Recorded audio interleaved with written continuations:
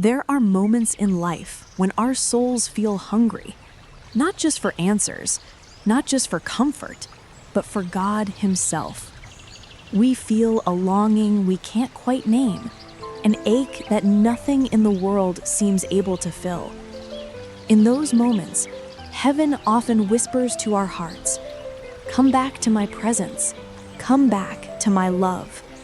And in the mystery of God's plan, no one leads us back to that sacred place more gently, more faithfully than Mary, Mother of the Eucharist.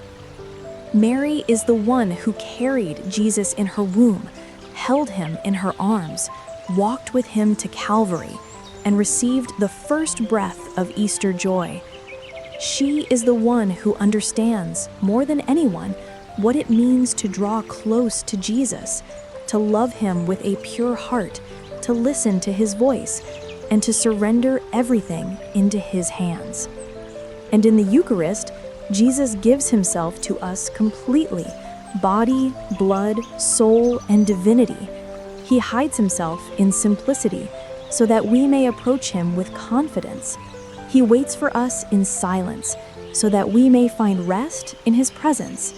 He becomes our food so that our hearts may be strengthened for the journey. But many of us struggle to truly encounter him.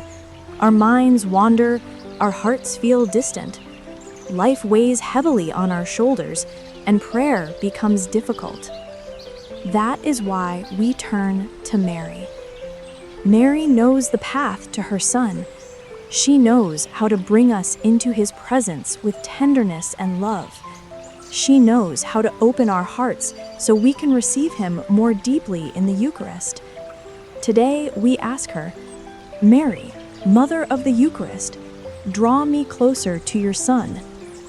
When we call Mary the Mother of the Eucharist, we are not using poetry. We are speaking a profound truth. Long before Jesus placed himself under the appearance of bread and wine, he chose to dwell in Mary. Her womb became the first tabernacle. Her heart became the first sanctuary of his presence. She carried the very body and blood that we now receive in the Eucharist. Think of that mystery for a moment. The God of the universe, the one who created galaxies, oceans, and the breath in your lungs, allowed himself to grow quietly within the humble body of a young woman. He hid himself in her. He entrusted himself to her, and Mary responded with a faith so pure, so trusting, that heaven itself broke into the world through her yes. This same Mary now leads us to the Eucharist because she understands better than anyone that the Eucharist is Jesus, fully alive, fully present, fully loving. She knows that when you kneel before the Blessed Sacrament, you are not kneeling before a symbol. You are kneeling before the same Jesus she loved, held, protected, and followed all the way to the cross. And so, when prayer feels dry or distant, when Mass feels routine, when your soul feels numb, Mary comes to remind you, "My child, he is here. He is real. He is waiting for you." Mary teaches us how to approach Jesus with reverence and simplicity. She teaches us how to quiet our hearts, how to listen, how to surrender. She knows the way because she has walked the way, every step, every tear, every joy. In moments of confusion, Mary whispers, "Let him be your strength." In moments of fear, let him be your peace.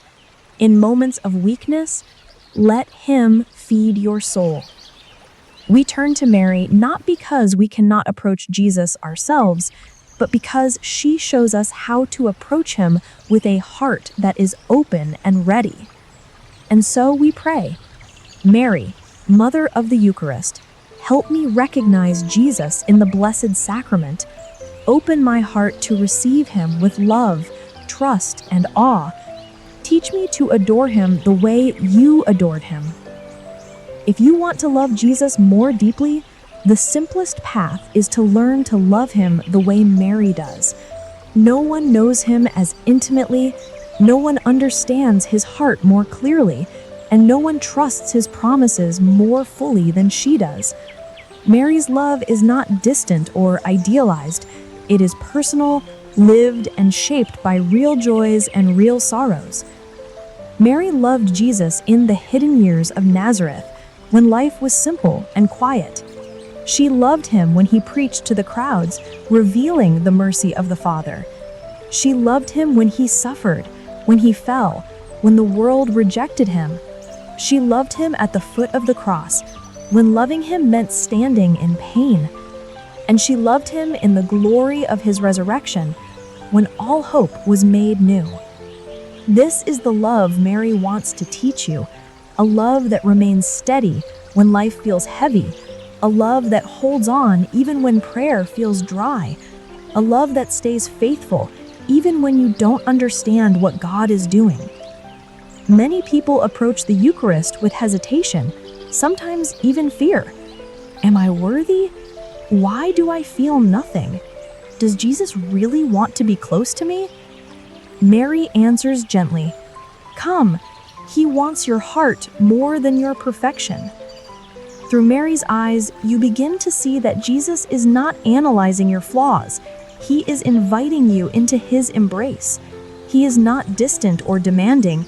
He is close, humble, and eager to pour his peace into your soul. When you allow Mary to guide you, she softens your anxieties and removes your self-doubt so that you can approach Jesus with a confidence rooted in love. She teaches you to sit before him with the same tenderness she carried in her heart. She teaches you to welcome him into your soul with trust, even when your feelings don't follow. She teaches you that every moment in his presence, whether filled with emotion or wrapped in silence, is precious. In Mary's school of love, you begin to see the Eucharist not as a ritual, but as a relationship, a living encounter with the one who gave his life for you. And so we pray, Mary, teach me to love Jesus with your pure, unwavering love. Help me see him as you see him, with wonder, trust, and joy. Lead me deeper into the mystery of his presence in the Eucharist. There are times when we go to Mass or Eucharistic adoration and our hearts feel distant. We kneel, we pray, we listen, but something inside feels numb or distracted. Our minds wander, our worries talk louder than our faith. And somewhere deep inside, we wonder, why can't I feel God? Why does he seem so far away? Mary understands this more than we realize. She lived through moments when God felt hidden, silent, or hard to understand. She searched for Jesus when he was lost in the temple. She watched him struggle in his ministry. She stood beneath the cross, unable to stop his suffering. She carried both faith and pain at the same time. And because she walked these human experiences, Mary knows how to guide us through our spiritual dryness, especially when it comes to the Eucharist. Mary teaches us that encountering Jesus isn't about feeling something. It's about showing up with a willing heart.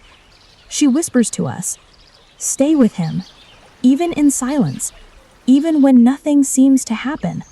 Love grows in the waiting. Through Mary, we learn to approach the Eucharist with simplicity rather than pressure, with trust rather than fear. She helps us understand that Jesus is present, fully and lovingly, even when our hearts feel empty. His grace is not limited by our emotions. It flows because of his love. Mary also teaches us how to prepare our hearts to encounter Jesus more deeply. She invites us to slow down, breathe, and place our distractions in her hands. She encourages us to come to Jesus with honesty, not hiding our struggles, but offering them.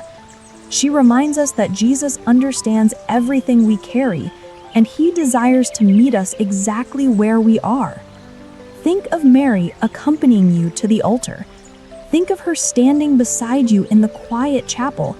Think of her placing her hand on your shoulder as she leads you closer to him. She is not the destination, she is the mother who shows you the way.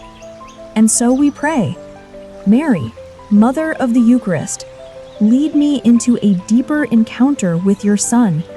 Even when I feel dry or distracted, stay with me. Help me be faithful, humble, and open to his presence in the Eucharist. As we come to the end of this reflection, let your heart grow quiet for a moment. Let the noise of the day soften. Let the worries loosen their grip.